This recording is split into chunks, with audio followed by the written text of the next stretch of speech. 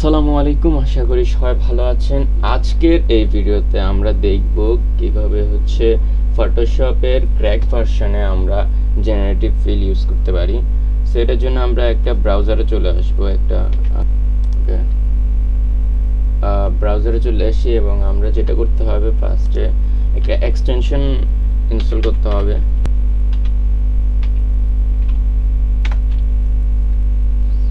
Chrome web extension, এখানে আমরা চলে আসি অ্যান্ড আপনারা ওয়েবসাইটের হিরো সেকশনে দেখবেন এখানে ফটোশপ আছে। জাস্ট আমরা এখানে ফটোশপে চলে আসবো অ্যান্ড আমার এক্সটেনশনটা ইনস্টল করা আছে। সো আমাদেরকে যেটা করতে হবে একটা ওয়েবসাইটে চলে যেতে হবে, অ্যাডোবি ফটোশপ সার্চ দিলে photoshop.adobe.com একটা ওয়েবসাইট আছে, আপনারা সরাসরি ওই ওয়েবসাইটেই চলে যাবেন। বিকজ আপনারা এখান থেকে যখন অ্যাড করবেন সরাসরি আপনারা ওই ফটোশপের পেজ চলে আসবেন। এটা আপনারা সার্চ দিলে হ্যাসেল ওই জায়গায় পাইতে। সো আপনারা চেষ্টা করবেন যে এই যে photoshop.adobe.com এই ওয়েবসাইটের মধ্যে সরাসরি চলে আসতে। অ্যান্ড আপনারা যদি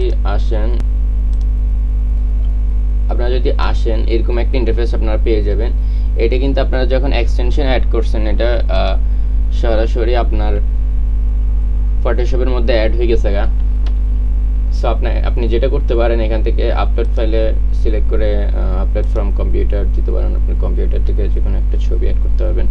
সো আমি যেটা করব এখানে জেনারেটিভ ফিল্ডটা আপনাদের ইউজ করে দেখাই। আমি যদি পিন্টারেস্টের একটা ছবি নিই, পিন্টারেস্ট, ওকে, আমি আমার সেভ করা অনেকটা ইন্সপিরেশনে চলে যাই।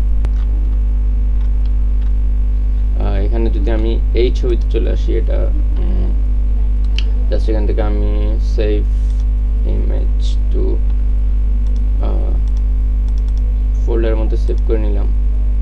জাস্ট আমি এখন যেটা করবো এই ফটোশপের এখানে এসে কম্পিউটার থেকে সেভ যদি যাই, আমি যদি আমার ড্রাইভের মধ্যে ঢুকিয়ে আনি, এখান থেকে ওপেন করি। সো এটা জাস্ট আমরা ওপেন করার সাথে সাথে দেখবে এখানে একটা জেনারেটিভ ফিল্ডের অপশন চলে আসছে। সো আমি ইউজ করে যদি আপনাদেরকে দেখাই, এটা সিলেক্ট করা আছে। আমি জাস্ট এটা করব, জাস্ট আমি এখান থেকে ক্লিক করে সবগুলোকে সিলেক্ট করে নিচ্ছি অ্যান্ড সিলেক্ট করে এখানে আমি যদি লিখি remove cars and bikes and এখান থেকে যদি আমরা ফিল দিই,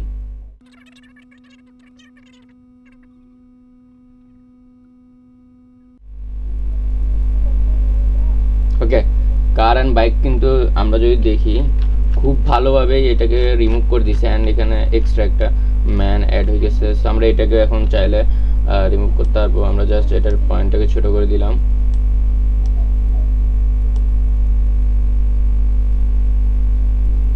ওকে, অ্যান্ড এখানেও আমরা করে দিলাম রিমুভ ম্যান।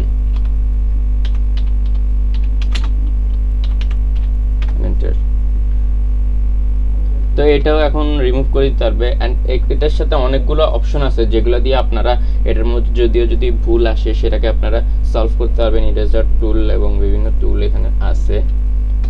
জাস্ট আমরা এই কাজটা এখান থেকে করলাম, ওকে, উই ক্যান সি যে এখানে কিন্তু ভালোভাবে রিমুভটা করে দিছে।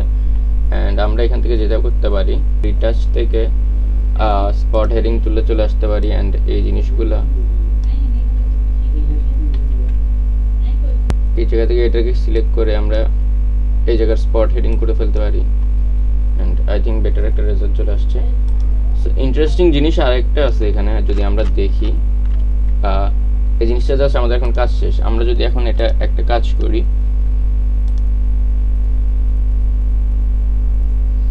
সেভ অ্যাজ দেই, ওকে, সেভ অ্যাজ করার আই থিঙ্ক প্রয়োজন নেই। তাও আমি চেক করে দেখি, যদি আমি আমার ফটোশপে যাই, ওকে, যদি আমি ফটোশপ ওপেন করি অ্যান্ড আমি যদি দেখি এখানে কিন্তু ক্লাউডের মধ্যে আমাদের ওই ছবিটা চলে আসছে। আমি যদি এখানে একটা ক্লিক করি, ওকে, এটা ডাউনলোড হচ্ছে। অ্যান্ড ইন্টারেস্টিং বিষয় আমরা এখন পর্যন্ত যে কাজগুলো করছি জেনারেটিভ ফিল দিয়ে, প্রত্যেকটা জিনিস কিন্তু এখানে চলে আসছে। ইন্টারেস্টিং বিষয় আমরা নতুন ছবি না, আমরা যদি আমাদের পুরাতন ছবি দেখি। আমি যদি এখান থেকে আমার ব্যাক টু হোম চলে যাই, এখানে যদি দেখি আমি যতগুলো কাজ করছি লাস্ট টাইম, যেগুলো আমার ক্লাউডে সেভ করা, ও প্রত্যেকটা কিন্তু এখানে চলে আসছে। এখান থেকে যদি আমি আমার হোমে চলে আসি, এখানে কিন্তু এই জিনিসগুলো কিন্তু আমার ক্লাউডে সেভ করা না, এগুলো আমার পিসিতে সেভ করা। সো এগুলো হচ্ছে ওইখানে দেখাচ্ছে না।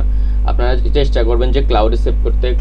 ক্লাউডে কীভাবে সেভ করে সেই জিনিসটা যদি আমি এখান থেকে দেখাই দিই, নিউ একটা ফাইল নিলাম, যদি আমি এইটাই নিয়ে আসি, এই জিনিসটা আমি সিলেক্ট করলাম, Ctrl+C অ্যান্ড Ctrl+V দিলাম, অ্যান্ড এখানে নিয়ে আসলাম। ওকে, জাস্ট আমি যদি এখান থেকে সেভ অ্যাজ দিই, অ্যান্ড এটা হচ্ছে ক্লাউড। এখান থেকে যখন আমি একটা সেভ দিব, সামথিং একটা লিখলাম অ্যান্ড সেভ দিলাম, এটা ক্লাউডে সেভ হয়েছে।